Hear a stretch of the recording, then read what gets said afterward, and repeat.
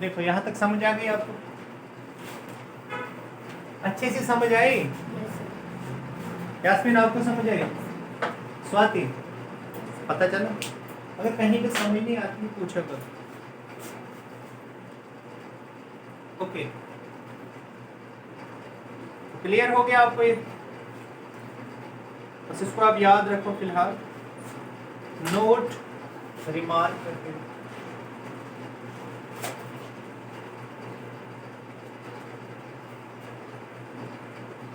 If order of matrix A is equal to 10, then A has कितनी eigen values होंगी? जितना उसका order होता है, ठीक है?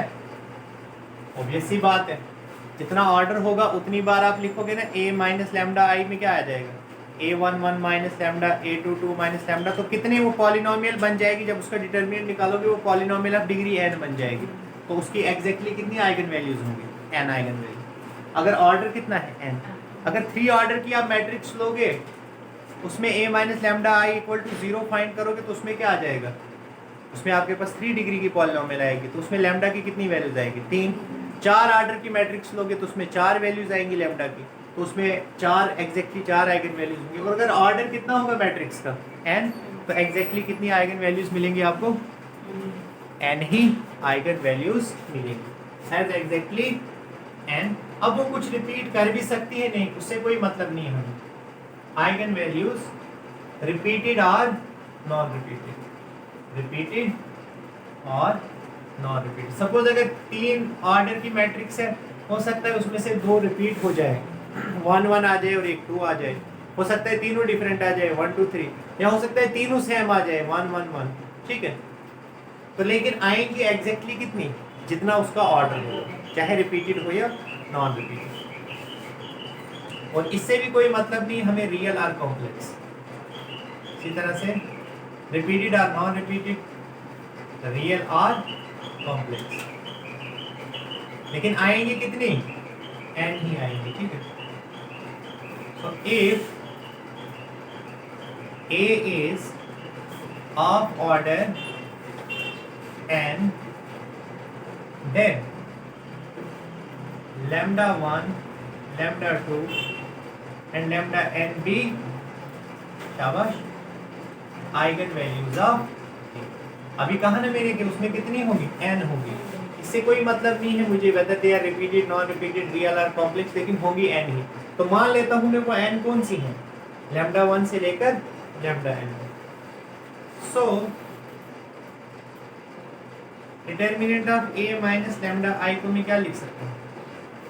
-1 की power n lambda minus lambda 1 lambda minus lambda 2 into and so on lambda minus lambda n। देखो इन सबको जब मैं 0 के बराबर लूंगा, जब मैं determinant of a minus lambda I को 0 लूंगा, मतलब इसको 0 के बराबर लूंगा, इसका मतलब या तो ये 0 होगा या ये 0 होगा या ये 0 होगा। तो इसका मतलब लैम्डा यहाँ पर लैम्डा 1 होगा। सिंपल सी बात है। फैक्टर थ्योरम क्या कहती है? जो इसके सॉल्यूशंस होते हैं ना, वही आइगन वैल्यूज होती हैं। तो इसके सॉल्यूशंस क्या है? लैम्डा 1, लैम्डा 2 और लैम्डा n। फैक्टर थ्योरम ये कहती है कि अगर किसी पॉलिनोमियल के सॉल्यूशन क्या हो? अल्फा बीटा, तो उसको आप लिख सकते हो x minus alpha into x minus beta. अगर किसी के सॉल्यूशन अल्फा बीटा गैमा है तो उसको आप लिख सकते हो x minus alpha into x minus beta into x minus gamma. अब इसके फैक्टर क्या है? इसके सॉल्यूशन क्या है? लैम्डा 1 से लैम्डा n, जिसको लिख सकते हैं -1 की power n lambda minus lambda 1, क्योंकि x की जगह यहाँ पे क्या है? Lambda, lambda minus lambda 2 and so on lambda minus lambda. This is by factor theorem. क्योंकि इसके सॉल्यूशन क्या है? लैम्डा 1 से lambda n, so we can write it as lambda minus lambda 1 into lambda minus lambda 2 and so on lambda minus lambda n। So this is by factor theorem.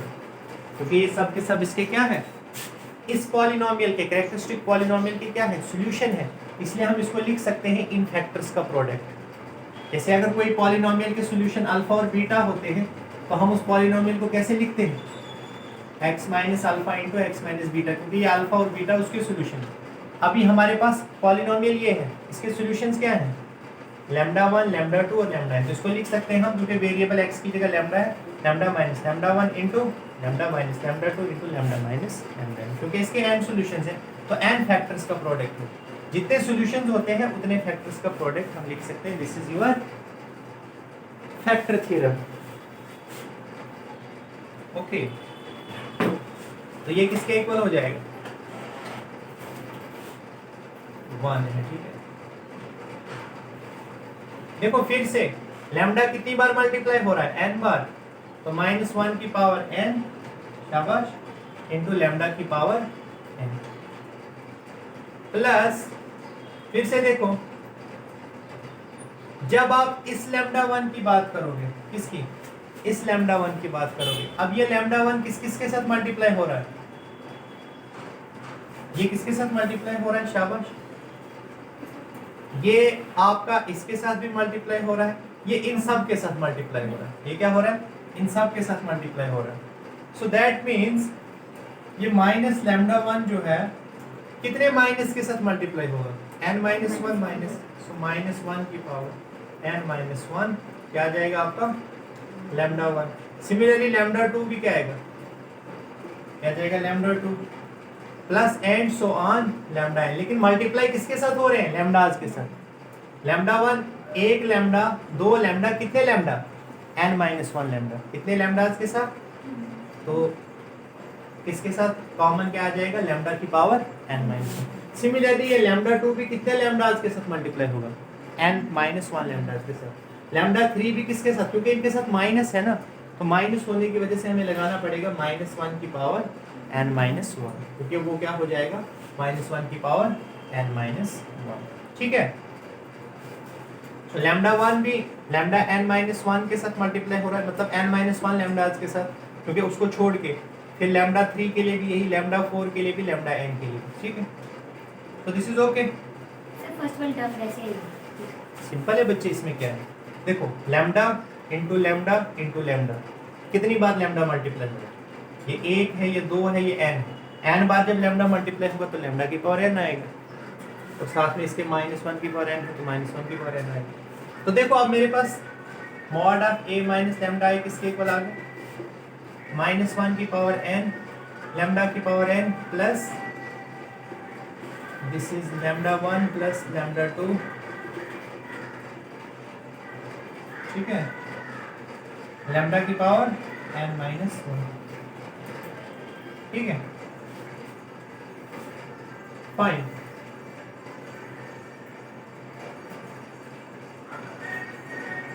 अब जरा देखो गौर से, ये भी, ये किसके इक्वल था? इसके इक्वल, और ये किसके इक्वल आ गया? इसके इक्वल भी।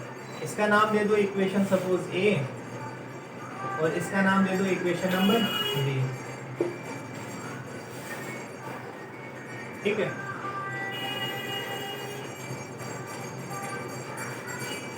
अरे इसका नहीं, वो जो पीछे हमने लिखी थी, कहाँ पे थी? जहां पे हमने पहले लिखी थी ना determinant of a minus lambda i की वैल्यू क्या थी? आल्सो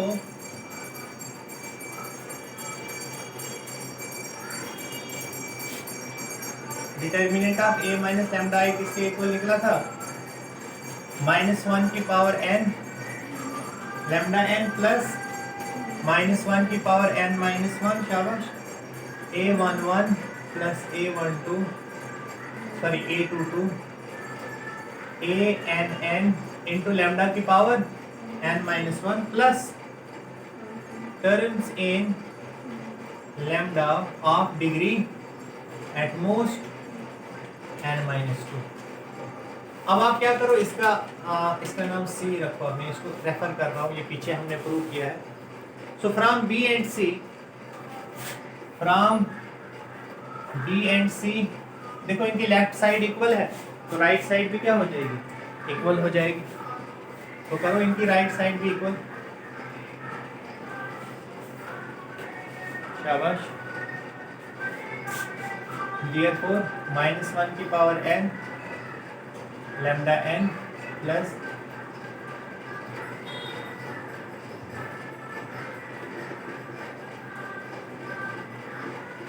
ठीक है, plus terms in lambda of degree at most n minus 2 is equal to -1 की पावर n क्या होगा लैम्डा n प्लस -1 की पावर n माइनस 1, ये क्या है lambda 1 plus lambda 2 plus lambda n और लैम्डा की पावर n माइनस 1। अब इक्वेट करो दोनों side coefficient of same power of. Now equating on both sides the coefficient of like powers of lambda. Equating on both sides किसके coefficients coefficients of lambda की power n minus 1। Lambda की power n minus 1 के coefficient दोनों side equate करो। देखो इस तरफ क्या है ये और इस तरफ क्या है कोफिशिएंट ये। तो जो लाइक पावर्स ऑफ लैम्डा है उनके कोफिशिएंट दोनों साइड क्या हो जाएंगे इक्वल हो जाएंगे। इसका मतलब कौन किसके इक्वल हो जाएगा -1 की power n minus 1 a11 plus a22 plus an किसके इक्वल हो जाएगा -1 की power n minus 1 lambda 1 plus lambda 2 plus and so on plus lambda n। तो ये तो कैंसिल हो जाएगा। इसका मतलब a11 plus a22 plus an is equal to, ठीक है। यहां से पता है हमें क्या मिला, हम कितनी ब्यूटीफुल एक्सप्रेशन मिली। दिस मीन्स ये क्या है आपकी trace of matrix a11 plus a22 plus an जो डायगोनल एंट्रीज का सम है that is trace. So trace of matrix किसके इक्वल हो जाती है sum of eigen values lambda 1 plus lambda 2 plus lambda n। मतलब अगर आपको किसी भी मैट्रिक्स की ट्रेस फाइंड करनी है, अगर आपको उसकी आइगन वैल्यूज पता है आप उसकी ट्रेस फाइंड कर सकते हो। आपने सिंपली क्या करना है आइगन वैल्यूज को सम कर देना है। तो जो आइगन वैल्यूज का सम होगा वही क्या होगी आपकी ट्रेस ऑफ मैट्रिक्स। तो यहाँ से हमें क्या मिला देयरफॉर आप लिख सकते हो देयरफॉर ट्रेस ऑफ ए, ये ट्रेस ही है ना, ये sum of eigen ये sum of diagonal entries this is equal to sum of बोलो ना eigen values of A। तो जो ट्रेस होती है वो किसके इक्वल होती है sum of eigen values of A। That is हम इसको इन जनरल कैसे लिख सकते हैं summation lambda I goes from 1 to n if the matrix is of order n, this is equal to summation I goes from 1 to n ai। मतलब diagonal entries का sum is equal to eigen values का sum. Diagonal entries का sum बोले तो trace of A, sum of eigen values बोले तो i goes from 1 to n lambda i, ठीक है। तो ये फर्स्ट हमने यहाँ पे उपलब्धि हमें हासिल हुई है। अब एक और उपलब्धि हमें हासिल होगी, कौन सी देखो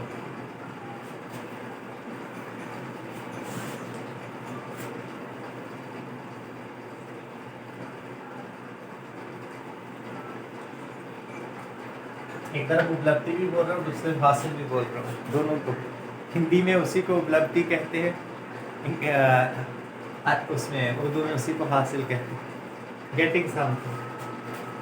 सो देखो we prove we had what अभी हमने ऊपर क्या देखा था फैक्टर थ्योरम से a माइनस लैम्डा i किसके इक्वल था -1 की पावर n, शाबाश।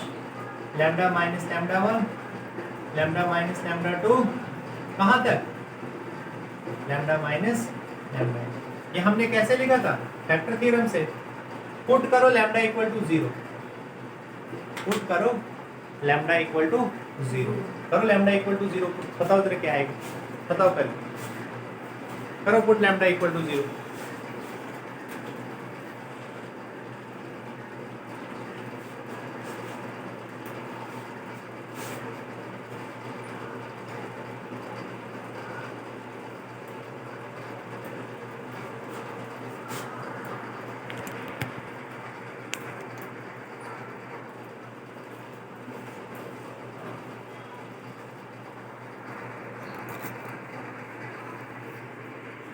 क्या है आपको करके इसका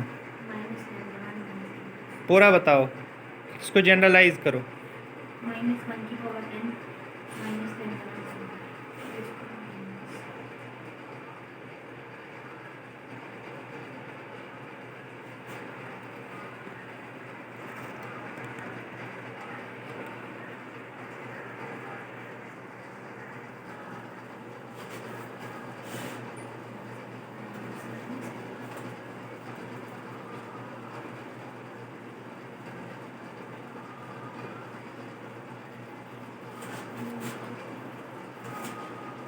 देखते हैं आप क्या निकालते हो।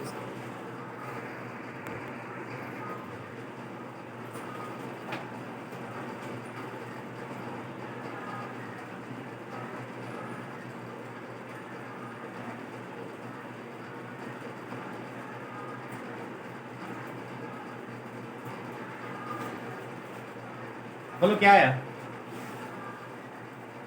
-1 इधर इस तरफ क्या है? इस तरफ क्या है? डिटर्मिनेंट ऑफ ए माइनस नहीं वो लैम्डा जितना डिटरमिनेंट ऑफ ए आएगा। डिटर्मिनेंट ऑफ ए वो जीरो हो गया, ठीक है ओके, क्योंकि वो आपकी नल मैट्रिक्स बन जाएगी तो ए माइनस नल मैट्रिक्स से ही आ जाएगा।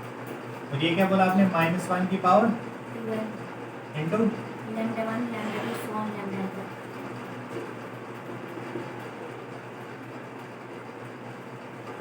-1 की पावर 2n क्या आ जाएगा? 1 ही आएगा। जब इवन पावर आप करते हैं -1 की, वो क्या आता है?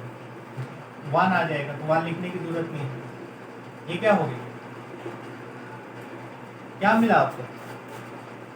Determinant of a matrix is equal to product of its eigen values. Trace कैसे मिली थी? Sum of eigen values. तो देखो अब डिटर्मिनेंट फाइंड करने का एक अल्टरनेटिव रूट हमें मिल गया। जैसे उधर जब हमें उधर जाना होता है ना, डोडा वगैरह, एक तो उधमपुर से रास्ता है, एक अल्टरनेट रूट कटरा से भी है, पता है? पता है आपको स्वाति? एक रास्ता है ना कटरा से भी कोई, जो उधमपुर से आगे कहीं मिलता है। फिर एक तो सीधा आ गया ना, जैसे कटरा दुमेल से जो सीधा जाती हाईवे, एक कटरा से भी है एक रास्ता। वैसे ही एक रास्ता डिटर्मिनेंट का ये भी है। कौन सा? एक तो आ गया ना लैप्लेस एक्सपेंशन, दूसरा हो गया अगर आपको आइगन वैल्यूज पता है मैट्रिक्स की, आपने क्या करना है? आइगन वैल्यूज को प्रोडक्ट कर दो, वो क्या देगा आपको? डिटर्मिनेंट। एक ट्रेस निकालने का तरीका ये है कि आप सब की सब जितनी भी आपके पास डायगोनल एलिमेंट्स हैं उनको सम करो। तो एक दूसरा तरीका क्या है? आइगन वैल्यूज को सम कर दो। आइगन वैल्यूज के सम से आपको क्या मिल जाएगा? ट्रेस। तो लिखो next, therefore determinant of a matrix, determinant of a matrix is equal to product of its eigen values, product of its eigen values। किसी को कोई शंका, कोई संदेह, कोई शक?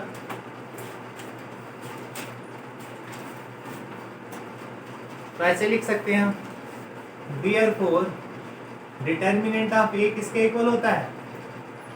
पाई lambda i, i goes from 1 to n। ठीक है, लिखो next point, all the eigenvalues of non-singular matrices are non-zero। all the eigenvalues of non-singular matrix are non-zero।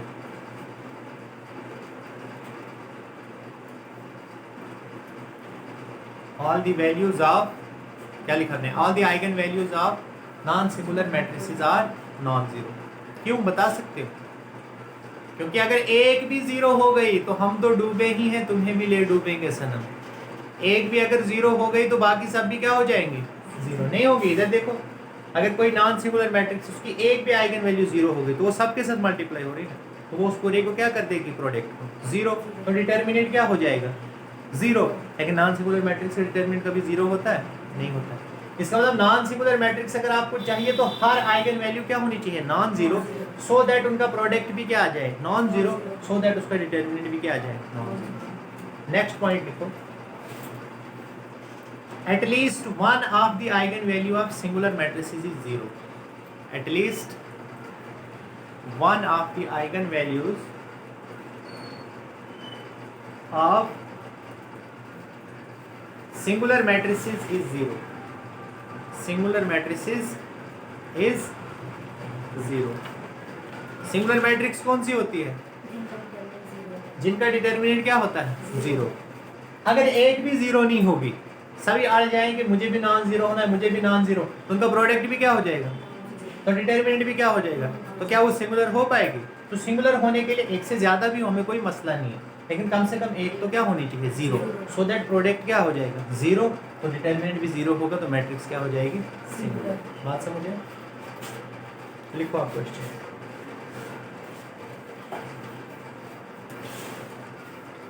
इस पे बहुत क्वेश्चन पूछते हैं इस वाले पे।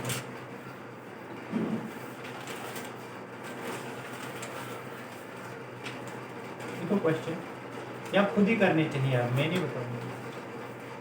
If 2 is an eigen value of a singular matrix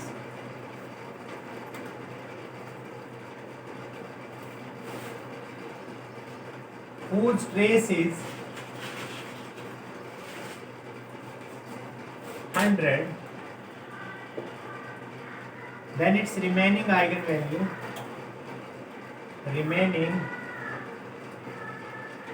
eigenvalues will be dash dash and dash dash if order of matrix is 3.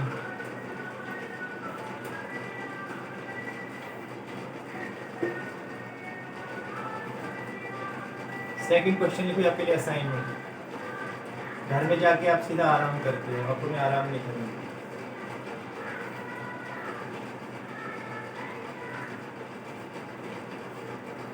Consider A is equal to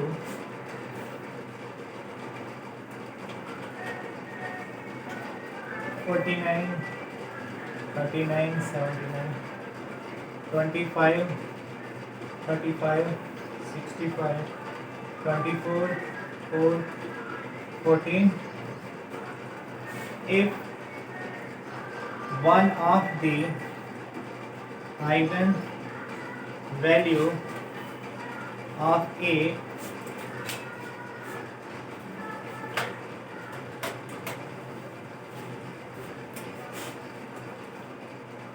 is lambda, एक eigen value क्या दी है, lambda, then its remaining eigen values are